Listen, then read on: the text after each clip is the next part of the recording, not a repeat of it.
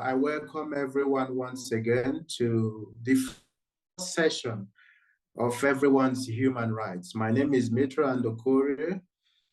I'm a postdoctoral research fellow at the Rhodes African Studies Center, and part of this very important research group, Intractable Problems of Human Rights in Africa. Before I introduce our speaker for today, I would want, in the interest of those joining us for the first time especially, I would like to call upon one of our PIs, Professor Togo Kaime in the University of Bayreuth, to give us a brief introduction into what our project is about and why today's session is absolutely important. Prophet Toko, good morning, and the floor is yours. Okay, thank you so much. Not so much to say for those that have been joining us in the series so far, but just to highlight that there are a number of human rights problems that we have been tackling for the longest time, and yet we have not managed to gain much success. The majority of these problems are characterized by significant amount of normative development. So we have a lot of international treaties and standards tackling those particular issues. And so if you look at problems like child labor, or in the case of the topic today, human trafficking, there's so many international laws and international standards designed to tackle this problem. And not just at the international level, we also see similar trends at the regional level, but also the domestic level. And the question for us is, why then is the law not enough? Why are we not seeing a major shift in the patterns of these kinds of problems? And so this is the central crux of this particular project, asking this tough question, not just to the lawyers, who are responsible for designing most of these legal standards, to ask why are the legal standards not working when you look at child labor, when you look at human trafficking, racism, protection of LGBTQI plus minorities, and all of these problems are described by the extensive regulation that is available. So the question for us is whether there are ways of tackling these problems that, in addition to the law, those that make the law more effective, because it is obvious that legal standards, legal processes are not enough. And so this project brings together different ways of seeing, from many disciplines, to allow us think new ways of tackling what are urgent problems. We would like to see our children have all the opportunities that other children have, instead of being involved in child labor. We would like to see the victims of human trafficking enjoy their rights. We would like to see our brothers and sisters who identify as being minorities accorded the same protections that we enjoy, and so on. And so that's why this is an urgent problem, and we believe that it requires new solutions. And with that, I'm looking forward to hearing the perspectives of Professor Iroanaya in relation to human trafficking, so that we learn these new modes of seeing, these new modes of knowing. Welcome to all of you, and I look forward to the next couple minutes when we listen to our guest. Thank you. Thank you, Professor Toko, for such a brilliant introduction. Now we'll have to move straight to our guest, Professor Richard Obenan Iroanaya. He teaches security and strategic studies at the School of Military Science, University of Namibia, Windhoek. He served as Associate Dean of the school between 2018 and 2021. He was the recipient of the European Union Erasmus Mundus Scholarship in 2007.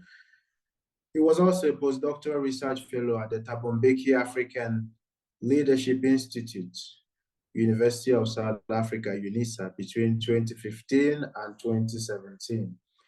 Between 2004 and 2007, Dr. Iroanaya was a research specialist at the African Institute of South Africa, ACE, Pretoria, now a unit of the Human Sciences Research Council, HSRC.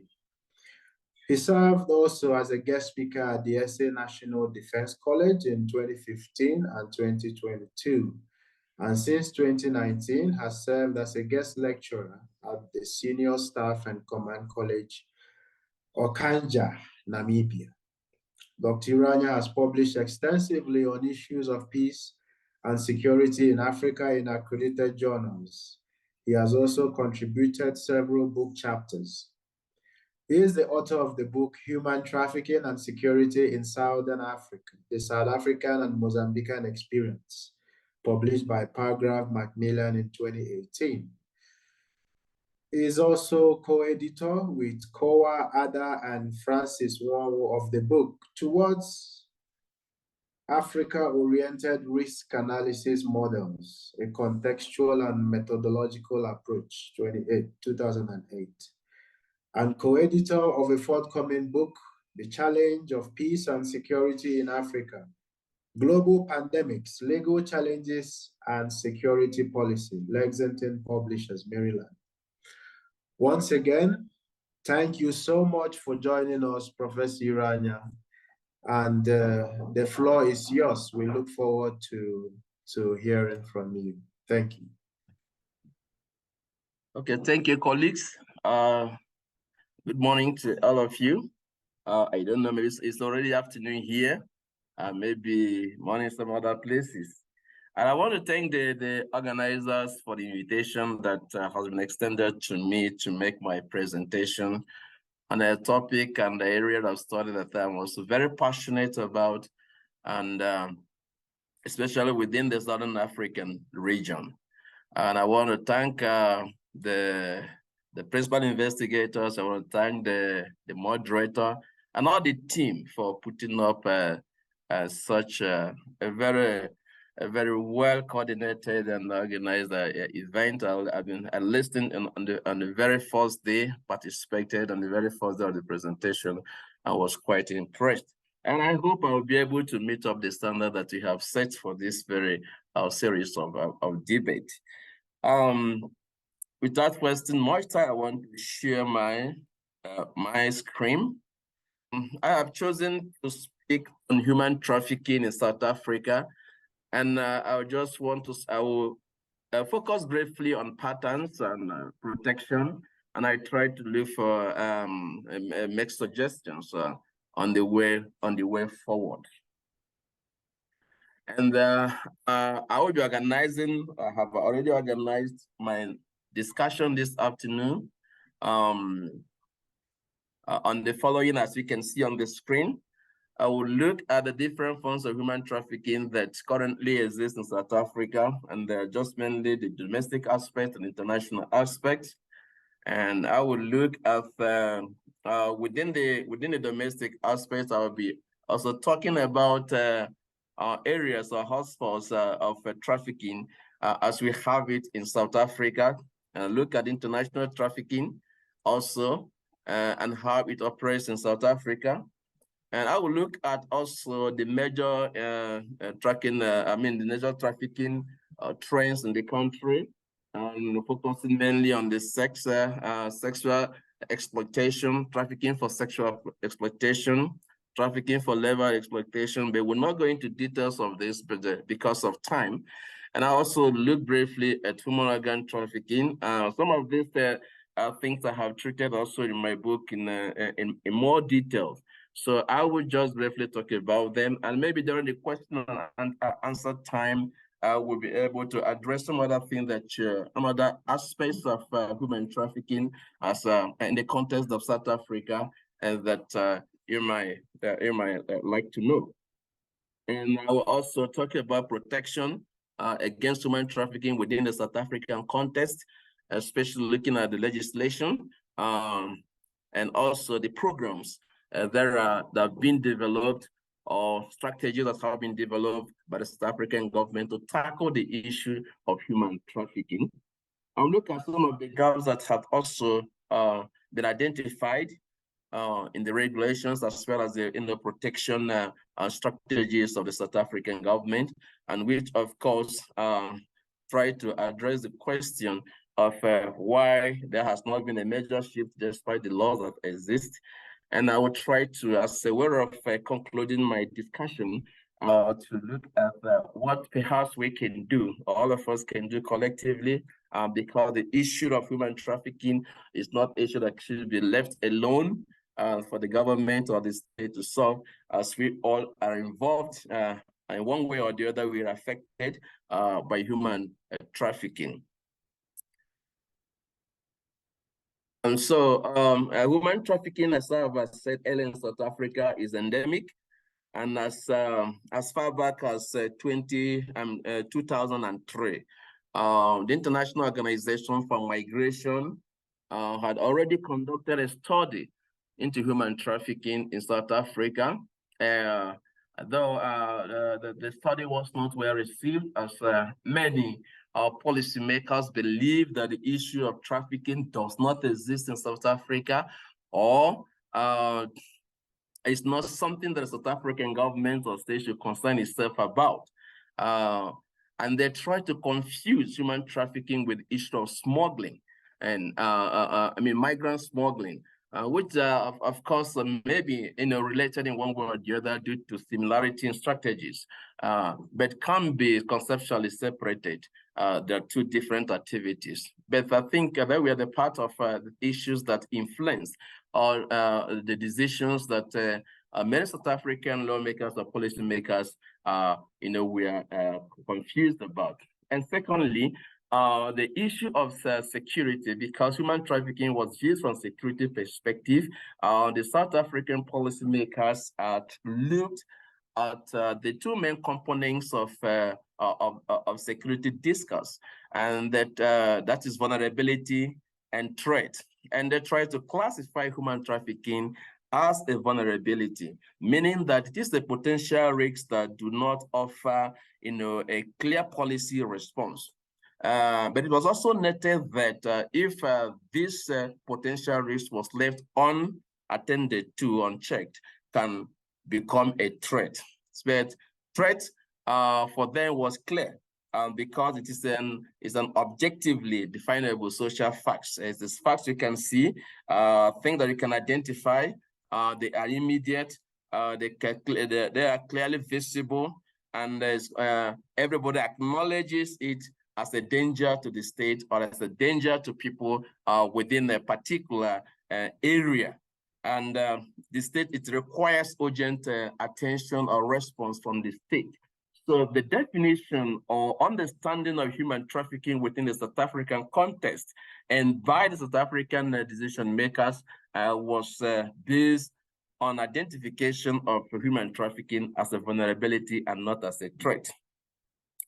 And if you look at also at the publications by the US State Department on human trafficking, South Africa is a source country, is a transit country, is a destination country, and is a tier 2 country.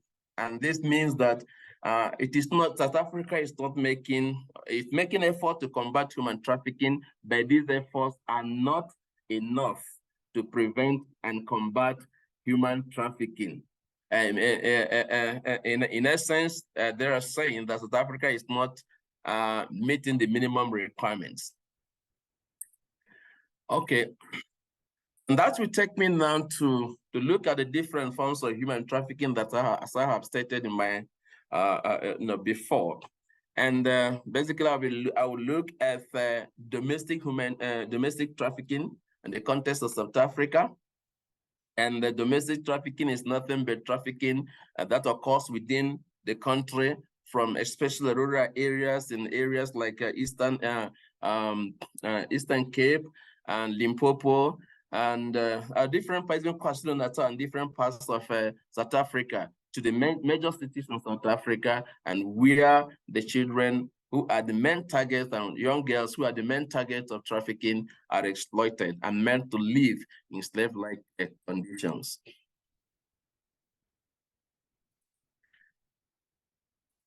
And if we go ahead to have look at the major hotspots or areas where human trafficking occurs most in South Africa, you're talking about Pretoria and Johannesburg in the Gauteng province. You're talking about Rustenburg in Northwest province, and Bloemfontein in Free State. And other areas, Durban, Cape Town, Port Elizabeth, Messina in Limpopo, and Barberton in Mpumalanga. And these are the identified routes of human trafficking, and also destination. Of trafficking victims when they become popular or well known in an area, and it seems that the possibility of identifying them or rescuing them by the authorities has become heightened. That the traffickers move them around. If they were in Johannesburg, they can be moved to KwaZulu-Natal, or if they are, or vice versa, and to other places. So now you find out that the routes cannot. There is no linear route to it, the kind of confusion, a confusing route that cannot be well plotted. So an area might be a trafficking destination today, and tomorrow it becomes just a source of moving traffickers from to other places. Okay. And the methods that are used, to recruit trafficking victims, same as can be found in so many other places. If you look at the different studies on human trafficking in different regions of the world, even here in Africa, they are similar, and they include deception, include kidnapping and transportation of victims to unfamiliar locations, and where their vulnerability can be amplified, and the method they have, and the methods of drugging them also, to make sure that they become addicted to certain drugs, and when they become addicted to those drugs, they are meant to engage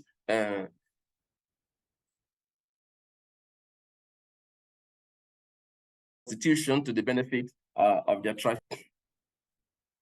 And we based on pages on newspapers, online advertisements, and so many platforms, and even your cell phones and the other applications are also, being exploited now to recruit victims. And so when we talk about presence of traffickers in our midst, it's not necessarily physical presence, but it can also be electronic presence and nearness in space and time. Has been facilitated now by there's many social network platforms that exist, of which young people are the most active users of those platforms. And having discussed briefly about domestic trafficking, I just want to look at international trafficking briefly. And when we look at international trafficking, we can understand it to be one. The first is about intra-regional trafficking, which of course involves the movement of victims from one Southern African region, country to another, especially like from Mozambique to South Africa, from Malawi to South Africa, from Zimbabwe to South Africa. And also, it can also mean within the African regions, like moving people from Central Africa to South Africa, moving victims also from West Africa to South Africa, East Africa, and the Horn of Africa. So we have found over time that there are cases of human trafficking involving citizens from countries in eastern part of Africa, in western part of Africa, even in North Africa and the Horn of Africa, especially Ethiopians and Somalians who are found, and exploited in Johannesburg and other cities in the country. Now, we also have trafficking victims who are also moved from other countries outside of Africa, especially from South America, especially from Asia, like China, like Thailand, and so on. So they're all found in South Africa and been brought into South Africa in the big cities, working in brothels and massage shops and so on, and the traffickers tend to belong or are linked to organized syndicates, because it involves a lot of logistics to bring people to travel to South Africa from very far away. So the cases of trafficking victims from as well as South America, from Brazil and South Africa. So it is a serious problem, and that is why South Africa is seen as a destination country and the human trafficking flow. But also South Africa is also used as a transit route to other countries. We have also found out that some Eastern European trafficking victims actually travel from South Africa. So they first moved to South Africa, and from South Africa they moved to other parts of the world and exploited. So South Africa is the transit route, and we have also seen that the South African citizens are also moved. I remember one case in 2008 where a South African citizen was rescued from Malaysia. She had gone to participate in a beauty pageant, but only discovered that that was just a trap to traffic her, and the quick action by Malaysian police and in collaboration with the South African embassy officials, they were able to rescue her. So there are also South Africans who are trafficked from South Africa to other parts of the world. So this will constitute for me international trafficking within the context of Africa. Now, there are different forms of trafficking that I have already said during at the beginning that we found in South Africa. First, we talk about sexual trafficking for sexual exploitation, which of course is the most common, but not actually the most lucrative. And involves the sexual exploitation of especially young girls and children. But also of recent, we have also seen that men are also being trafficked and sexually exploited, especially in Pretoria and in Cape Town and in Durban also. So we have seen the case of men being also trafficked, and not for labor purposes, but also for sexual exploitation. And that has implications for the LGBTQ community. And then also we have trafficking, especially from Mozambicans into KwaZulu-Natal, and who end up as commercial sex workers. And there are those who also traffic from Swaziland to South Africa, and Zimbabwe now also into South Africa. And because of the economic situation in the country, and of course the issue of immigration backlog, where the Department of Home Affairs is refusing to provide the documentation to a lot of migrants who are in South Africa. They are considered as illegal, and I think the time is legal is actually wrong. Maybe I will use irregular migrants who are irregular migrants in the country. So without proper documentation, they will not be able to contribute meaningfully to the economic life of the country. So many of them end up being exploited in the sex industry. And okay, I've talked about also cases of also other foreigners who are also sexually exploited from far away in Europe, from Asia, from South America, and so on. And the second one is trafficking for labor exploitation. I think this one involves mainly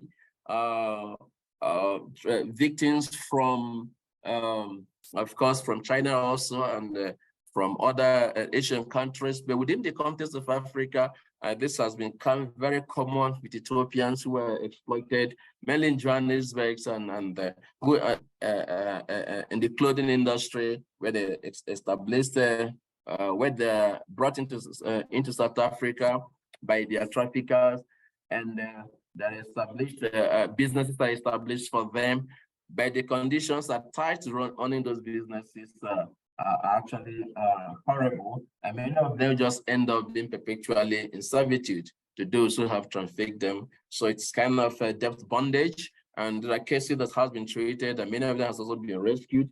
But the fact that most of the traffickers are not also very willing to cooperate with the law enforcement agencies to prosecute their traffickers has also unhindered the prevention and combating of human trafficking within the South African context. And I think the most lucrative of all the human trafficking trends in South Africa is, of course, human trafficking for the purpose of organ exploitation. Although it is under research in South Africa, but the one case that has been cracked in South Africa shows that it runs into millions of dollars. Because the South Africans are very excellent health facilities, organ transplants have been done there, and the recipients are being organized from very wealthy nations such as Israel, due to the fact that within the Israeli context, the laws are stringent about organ transplant. And from the United States, even and other parts of the world, and many of the people that are being recruited who are donors are actually from South America, especially Brazil and so on. And cases of that have also been treated in South Africa. And it is very lucrative and organized by a syndicate. So penetrating the network to disable or dismantle, deflect, and prevent this from happening has not actually been very successful. And possibly why they traffic human organs, as I have said before, is for medical purposes, but also in recent times, we have also witnessed many ritual killings in South Africa, from Limpopo province, from KwaZulu-Natal, from many parts of South Africa. We tend to give credit to the fact that some have argued that trafficking for organ purposes also used for traditional medicines and religious practices. But we also have some other forms which I will not even discuss more, forced begging, which of course we also fall under labor exploitation. But we also have cases of forced marriages, forced and early marriages. Within the context of South Africa, there's the practice of kidnapping girls with intention of marrying them, which of course within the definition of human trafficking as provided in the Parliament Protocol will qualify as human trafficking cases. And we have had cases of also relatives, forcing their for their family members to get married to certain people that are brought from places like DRC and forced into marriages against their will. And so those are also cases. Those are cases that also some of the cases that have also been discussed or treated in South Africa, and some of them are also, still being treated or before the courts. And we have forced adoptions and baby harvesting in South Africa. Baby harvesting is very common. Children keep missing, and they are being adopted by others, especially maybe motherless parents, and some are being sold. It's a syndicate that are engaged in those kind of things. So there are many forms of human trafficking within the context of South Africa. Although we focus mainly on sex trafficking, we focus on labor exploitation, but these other forms are also very prevalent in the country. And that will now take me to the main issue of protection, victim protection within the context of South Africa. What are the South African government done, or what is the South African government doing to prevent human trafficking in the country? A lot of efforts have been put in place, and South Africa had come out with national policy framework, which of course is guided by the UN protocol to prevent and suppress and punish trafficking in persons, or the so-called Panama Protocol. So within the national policy framework, South Africa has come up with a number of strategies to combat human trafficking in the country. So as I said, the Panama Protocol is a principal organ or instrument at the global, regional, and national levels, or it's a guide that that is being used to develop anti-human trafficking legislation in different countries.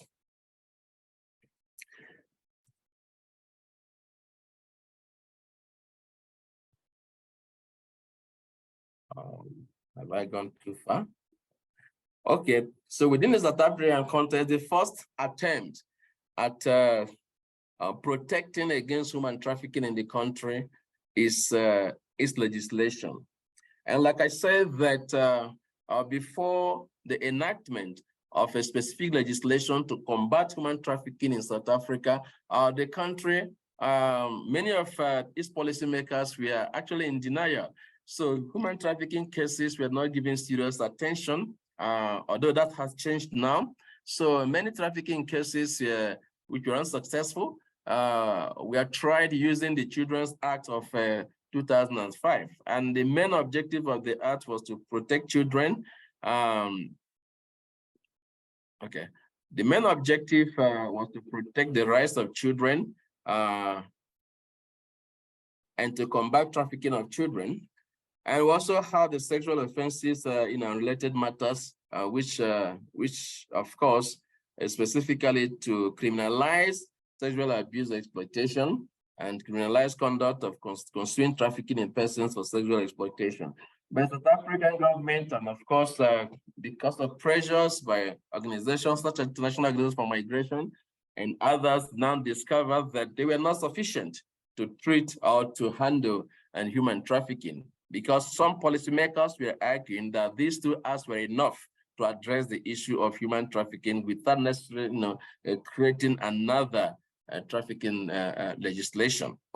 So, however, in 2013, South Africa was able to come out with the Prevention and Combating of Trafficking in Persons Act, PACOTIP, in 2013. And since the adoption of this legislation, there have been an increase in number of arrests, in number of prosecutions, in number of rescue, in number of victims identified as human trafficking victims. And of course, it has also put to rest the fact that human trafficking is not endemic in South Africa, as some people have argued. So, and the legislation is also complemented by certain programs. And as we said earlier, that the legislation also gives effect to South Africa's commitment to combating of human trafficking, and as a signatory of the Panama Protocol. Now, the programs that have been designed or to combat human trafficking, there are many, but I'll try to address some of them. and they involve a lot of, several agencies who are regarded as frontline departments or ministries or agencies in the fight against human trafficking.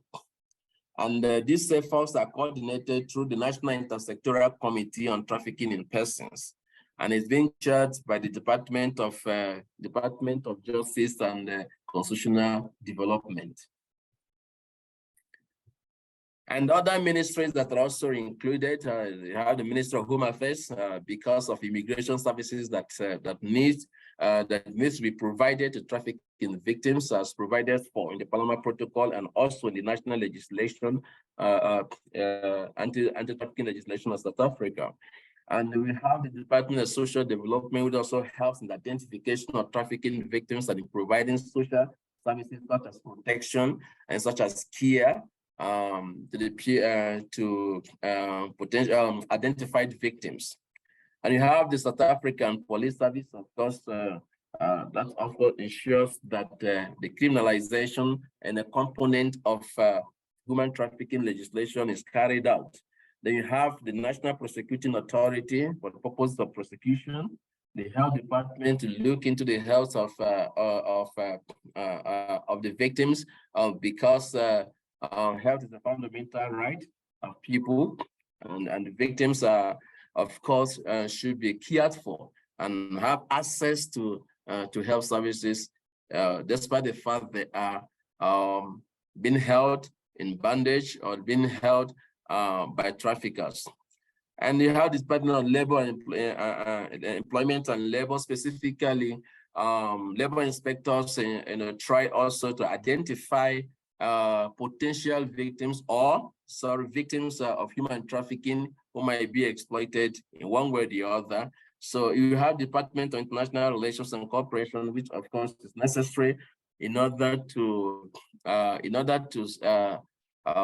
exploit the possibility of returning trafficking victims to their countries or places of origin, and a civil society, which of course are grassroots organizations that work closely with the people on the ground, and they also are involved in identification of victims and of course reporting cases of suspected cases of trafficking to the relevant authorities. So principally, the National Intersectoral Committee is responsible for developing and coordinating anti-trafficking efforts in South Africa. And they're also looking at the anti-trafficking legislation, and looking at the weaknesses and see how it can be strengthened or amended so that better services can be provided to trafficking victims. And of course, they also engage in awareness creation to inform the public about the dangers of human trafficking and to dissuade young people from certain social behaviors then of course that contribute to their victimization.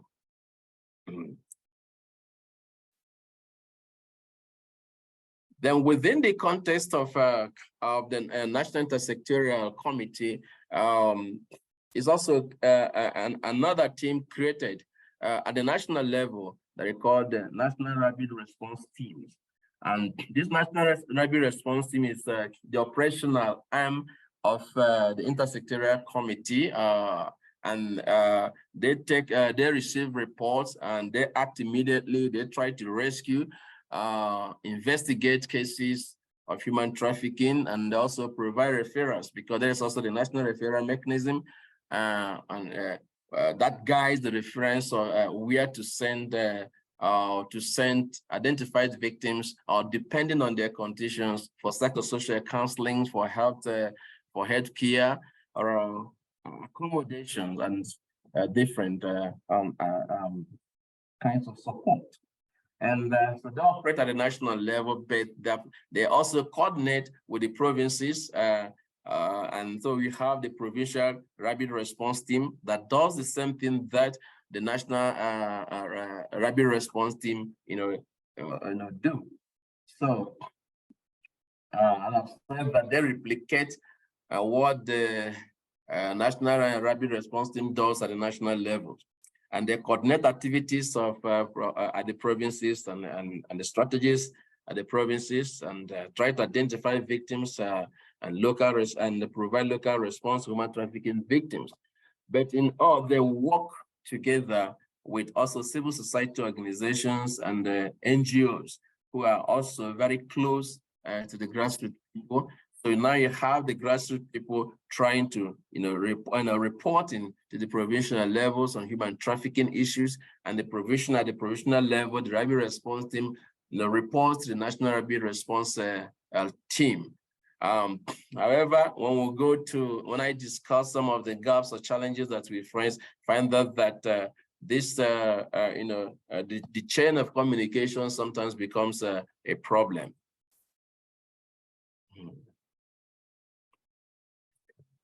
So, and when you look at the issue of protection, there are a number of things that we need to take into consideration also, is the fact that within the context of protection, first we talk about identification, because before you can protect, you have to identify who are the victims. And identification of these victims sometimes is, can be difficult due to a number of issues that needs to be taken into consideration. And that is why also the South African strategy has also included the development of the standard operating procedure, which are used by all the so-called frontline agencies in the identification of human trafficking victims. So as of last year, more than 400 cases of human trafficking were reported or identified, and at the end of the day, might not be all of them that will qualify as human trafficking cases. The final decision will be made after investigations. And so the South African government, as I have said, makes use of multiple stakeholders approach in terms of identifying human trafficking victims. They do not rely only on the police. The police can also identify. They also rely on health officials when victims or suspected cases come for health services. There are standard questions that they ask to identify if there might be the possible chance of them being human trafficking victims. So it also has in collaboration with other regional bodies through the police regional police cooperation network, and also through the Interpol.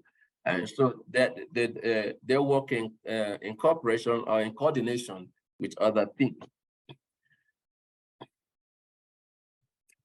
So the Department of Social Services, the police, even International Organization for Migration, labor unions, everyone is involved.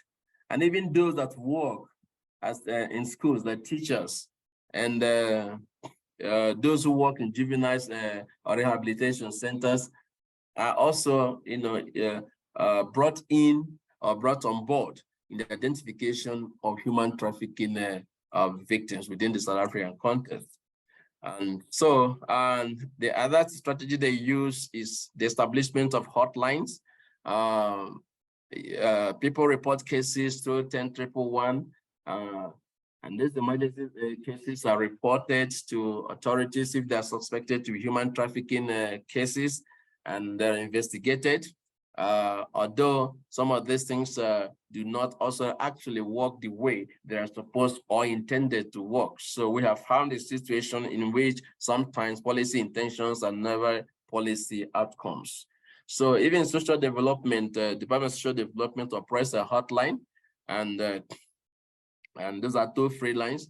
And also, but the main ones are the ones operated by Air 21, which is a national human trafficking hotline, enjoying the support of police and so on. And they operate 24 hours and 7 days a day, and 7 days a week. And sorry, and the target schools and universities and NGOs and so on, government institutions. So people report human trafficking cases or suspected cases of human trafficking. And so when they are reported, they're being investigated and acted upon.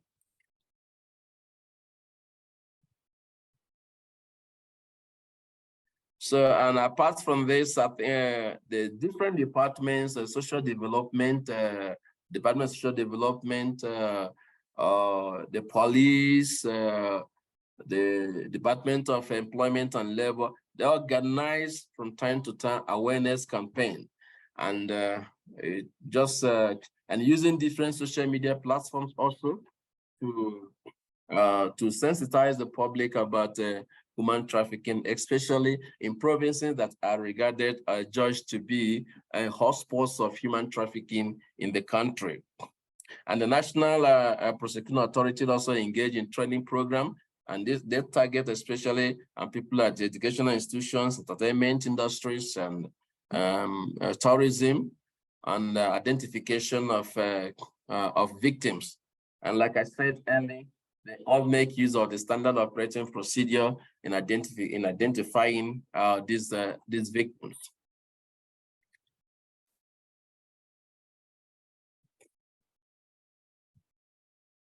So, like I said, that in principle, the South African strategy is multidimensional, and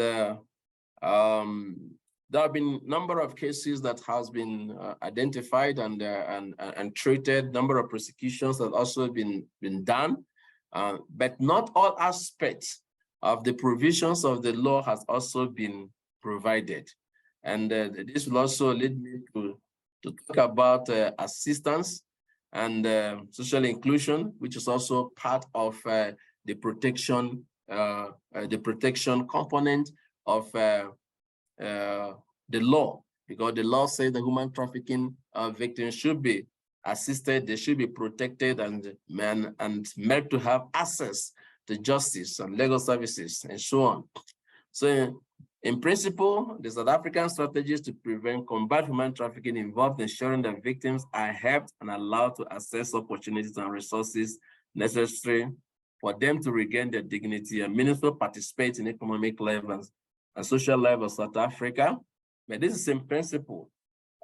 In practice, it is a different thing. However, since the law is progressively implemented, we might come to a time in which there will be a comprehensive provision of assistance to trafficking victims. However, the minimum that has been done is that they are provided, identified victims are provided with temporary the emergency shelters, they're giving food, giving legal assistance, providing interpreters for those who cannot speak English language or the local language, and interpreters are provided for them, especially when they are reporting their cases, or police, the police are taking statements from them. These services are readily provided, and the NGOs also, who are partners in the fight against human trafficking, also provide these services for the victims. And we have specialized medical care also, and psychosocial support, and of course transportation, especially when they are cooperating with the police during investigation, and they're also protected.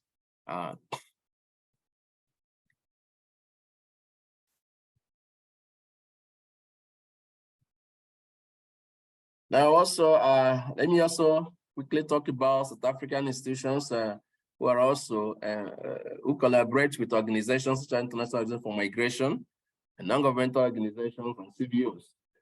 So this strategy ensures that, especially with international organizations that also sponsors funds most of the training programs that are being organized with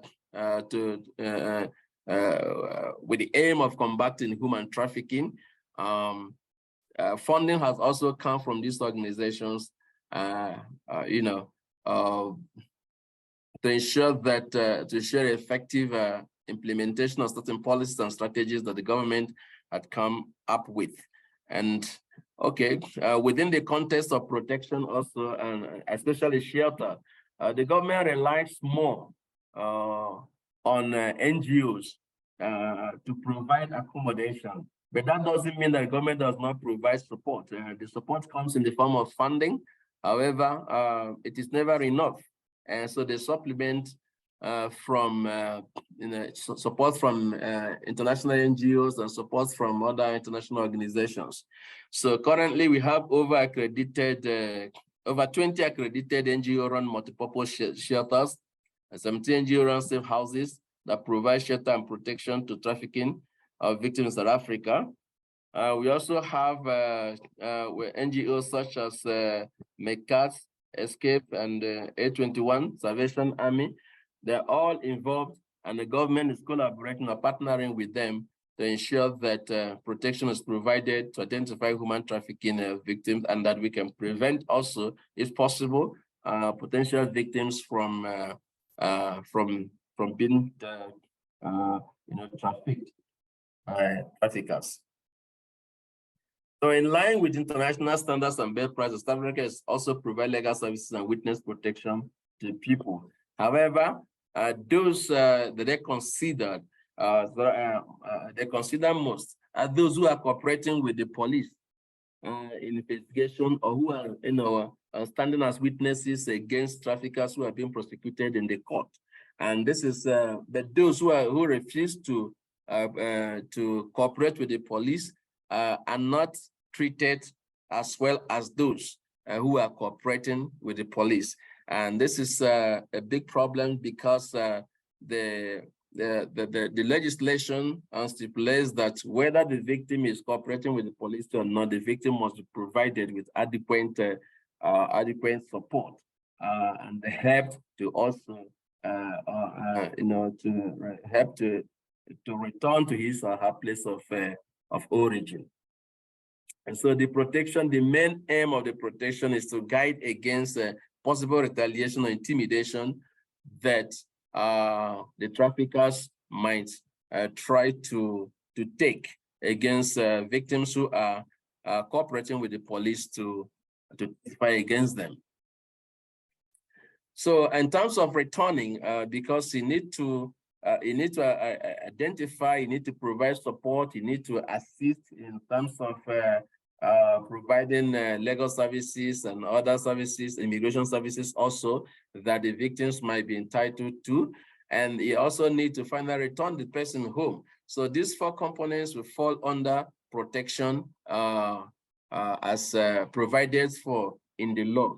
So when it comes in terms of returning these people back home, back to their homes, the South African government is not actively pursuing it.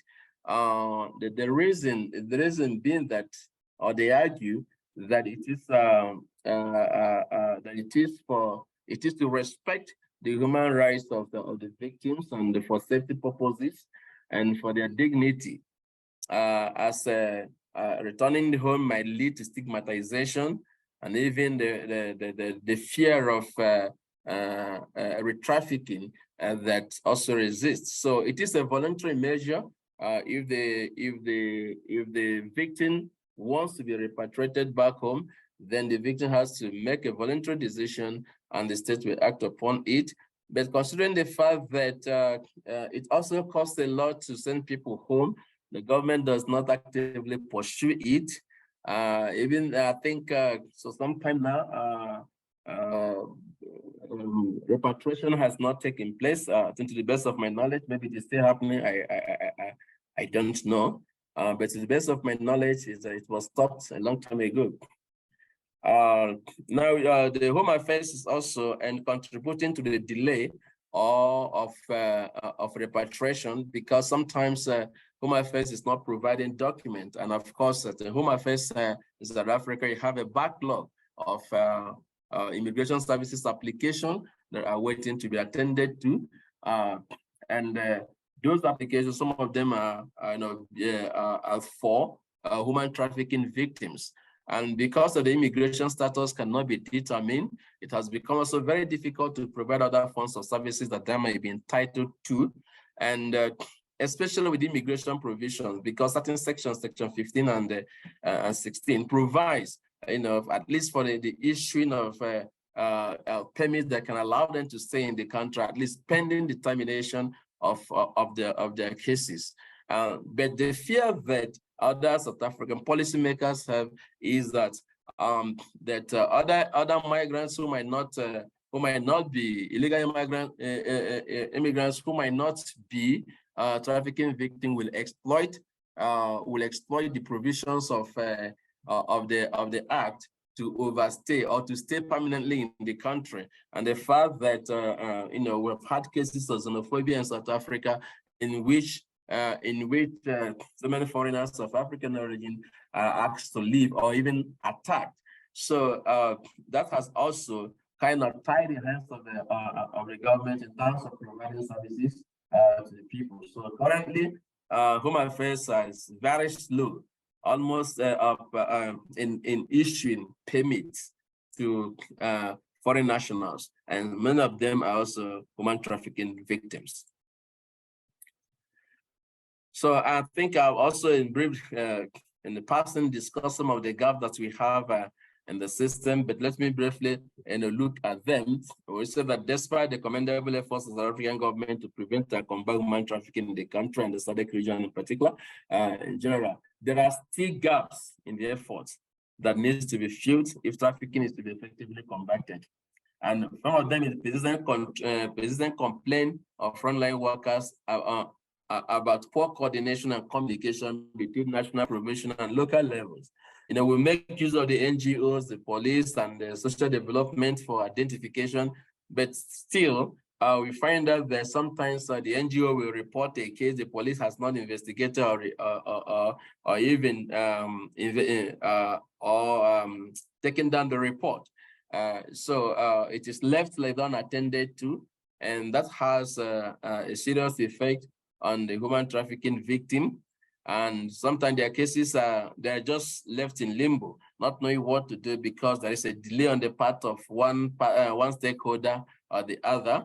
And even from the hospital also to move them to the police has to come, identify it, and social development has to come. So all these protocols or procedures that have been done sometimes delay the process, and sometimes the cases are even left unattended to, and the victims are even returned to the traffickers. So we've had cases like that also in South Africa. So you have also kind of unstable leadership within the intersectorial committee that is responsible for fighting human trafficking in South Africa. Some of them has been as a result of retirement, reposting, resignation, and so on. So we have changes here and there. And when new people come, they need to learn the road, they need to be retrained. So these are possible, part of the problems that are causing delay in terms of the national body discharging its responsibility as expected. Now we also have the problem of limited capacity in terms of skills, investigative, and prosecuting, our skills, especially within the South African police services, and also even the National Prosecuting Authority. And so from time to time, trainings are being organized, especially when new members of the teams are involved or deployed to the body. And you need to train the person on identifying on how to refer and satisfying trafficking victims. But at the end of the day, we find out the experience has shown that there is also this lack of proper coordination between the different bodies and stages. And so then the consequences of some of these problems is the fact that the human trafficking victim is denied proper services, and their cases are not being investigated, and they are also in danger of being re-traumatized, re-trafficked again. And when that happens, their life also is in danger, because when you have tried to escape from your captor and you're rearrested or you're recaptured, then your case becomes severe in terms of how you are treated by the traffickers. So South Africa also tends to rely more on NGOs in terms of providing services such as shelters, reporting of cases, obtaining of victim statements, and building of cases against traffickers. Why this is also good on one hand, total reliance on the on NGOs has its own effect. So it makes the police not to actually respond to the to problems of human traffickers, the problem of trafficking victims. It also shows that the problem is not prioritized. The fact that it has created an agency specifically, to deal with issues of human trafficking. They need to. There is a need for improvement in these areas, and that providing only funding to NGOs, to do the work is not enough.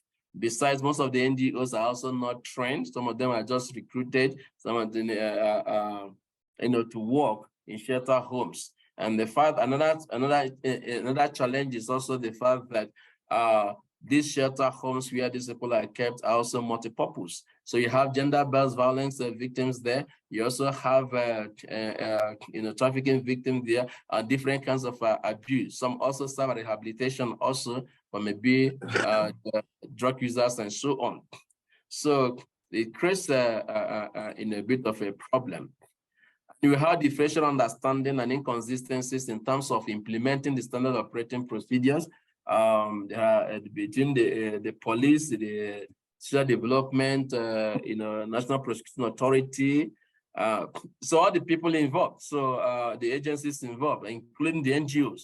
So differential understanding and implementation is also a problem, and so that is why it is imperative that we engage in constant training, especially when new members of the team join, and not relying on the experience of the few that are left. And in government service, people are leaving, and others are joining. So excuse the interruption, Prof. Okay. Yeah, please, if you don't mind, you may round up because we have less than 30 minutes and we need to ask a few questions as well.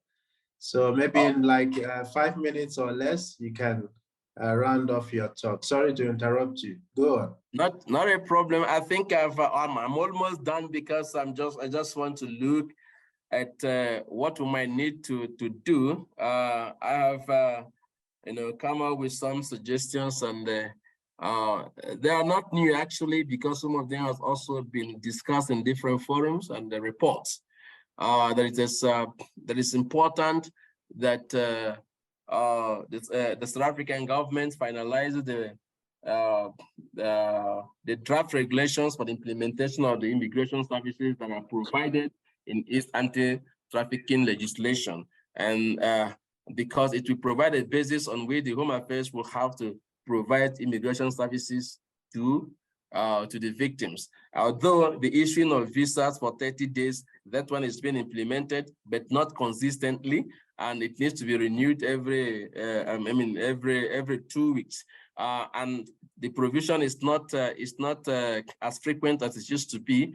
And during the COVID-19, we find out that it was almost non-existent, although also other services were not provided to different categories of immigrants in South Africa. And so we need also to develop a central data in a database.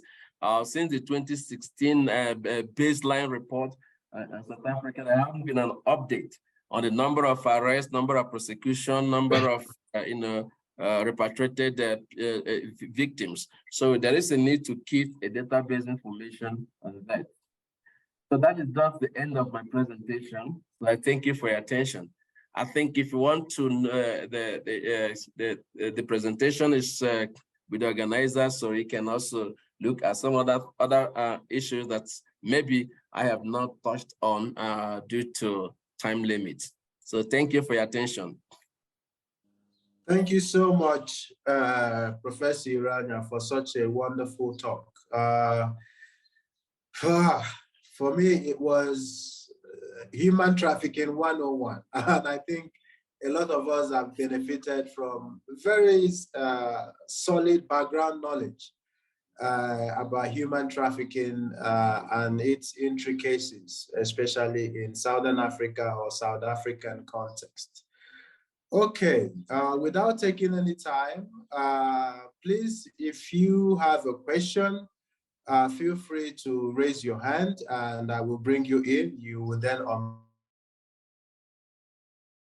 mute yourself and ask our speaker or debater your question. Otherwise, please feel free to also ask your question in the chat box if you do not want to communicate on screen. Okay, I can see a hand raised already. Mr. Collins, please carry on. Thank you, Professor Obenan Iroanaya, for that insightful presentation. My question is a question and also a remark, if you like. I would like Prof to. I would like his opinion in respect of the influence or impact or the role of socio-economic factors like poverty or lack of inclusive policy in sustaining this issue of trafficking. I would like your opinion on this because the reason behind this is the fact that government appears to be adopting reactive policy or policies instead of proactive policies. Because if the conditions of living are good, and people are provided with what they need, the tendency or the possibility to be vulnerable to trafficking will be minimized. So what is your thoughts on this, please? Thanks. Thank you very much for that question. It's centered on my thoughts on the influence or role of economic factors in sustaining human trafficking. I think somewhere I was just trying to search in my presentation. I said that while it is necessary for us to have the laws, it is not also possible for us to legislate our ways out of every problem. And I did say that the law is limited and has to be complemented with other strategies, that even if criminalization can lead us to arrest, prosecute, and imprison offenders, then we cannot solve the problem of vulnerability in situation of abject poverty. I did indicate that in my presentation, and I want to also say that Justice Bradley pointed out that poverty in many of the studies that have been conducted contributes significantly in influencing, in motivating or stimulating, whatever you might like, human trafficking in different contexts. And so unemployment, for instance, makes people vulnerable to human trafficking. Many of the advertisements on newspapers, even on social media, asking for people to apply for employment in the Middle East. Asking, we've had Kenyans who are trafficked. We've had Ethiopians who are suffering in Lebanon and other places. It is the exploitation of the economic situation or unemployment situation in the countries of origin that, of course, push people to take risk. And you see, we do have a saying that say that courage is knowing that something will hurt you, but you still go on to do it. And stupidity is also the same. In everything, one needs to take risk. And so human traffickers exploit poverty, unemployment situation, in perpetrating their crime. So poverty plays a significant role, and that applies in South Africa, that applies in other countries. So I quite agree with my colleague about the role of economic factors. Then also we talk about if we talk about other social problems, it might not be unemployment as I've stated. We also have social gatherings. In South Africa, we have shabins everywhere and so on. and we have the test for costly things, especially among young people. And when you test to possess things like, which of course related to poverty, mobile phones, especially the so-called iPhones and so on, you kind of place yourself in position to be victimized. So socially, young people also. Prof? Yes. Yeah, I got the first part you stated. Yeah. The second part I mentioned is the role of government here, because in most African countries, particularly, not even particularly, but in most African countries, so to say, you see even you see the government, privatizing a commonwealth. So you now see that instead of using the money or the commonwealth for the benefits of everyone, they privatize the money or the inflow or the commonwealth, if you like. So what I'm saying here is that when you look at the breadth of trafficking in developing countries, and particularly African countries, and you compare it with what is going on in developed economies, you see that because of in majority of, let me just put it this way, because of a predominant provision of or the needs of the people in developed economies, you see this issue of trafficking, particularly among their own populace, very, very limited. But this is not the case with developing countries like Africa. So what I would like you to throw more light, the second part, on how government, through provision of those necessities for basic living, how government can, ameliorate, reduce that vulnerability by discharging their own side of the responsibility. Okay. Sorry for cutting in, just so, yeah. Please. No, it's good that you reminded me, because I was actually trying to what the second part of your question was. So I think the problem you are mentioning, has touches on the issue of governance within the African context, which of course, as you have rightly said, is problematic.